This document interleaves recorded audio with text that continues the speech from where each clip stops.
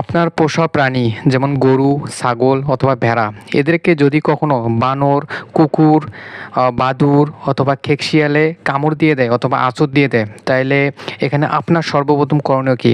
আসলে এই যে প্রাণীগুলার কামড় বা আঁচড়ে কী হয়? এখানে জলাতঙ্ক বা রেবিস হওয়ার একটা ভয় থাকে। তো যার ফলে আপনি তৎক্ষণাৎ ওই যে ক্ষতস্থানটা রয়েছে, ক্ষতস্থানটা সাবান পানি, কোন সাবান? যেটা কাপড় কাচা যে সাবান রয়েছে, এই কাপড় কাচা সাবান দিয়ে 10 থেকে 15 মিনিট ধুয়ে ফেলবেন।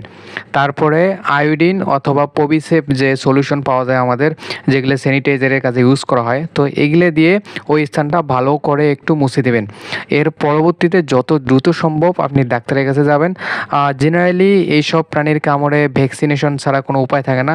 তো জেনারেলি রেবিস ভ্যাকসিন দেওয়া হয় এবং তার সাথে সাথে ইমিউনোগ্লোবিন, রেবিসের যে ইমিউনোগ্লোবিন রয়েছে, এই ইমিউনোগ্লোবিনটা দেওয়া হয়। তো আপনার তৎক্ষণাৎ কাজ হলো সেই জায়গাটি সাথে সাথে সাবান পানি দিয়ে 10 থেকে 15 মিনিট ধুয়ে ফেলা এবং পবিসেপ যে আয়োডিন আছে এই স্যানিটাইজার দিয়ে জায়গাটা মুছে ফেলা।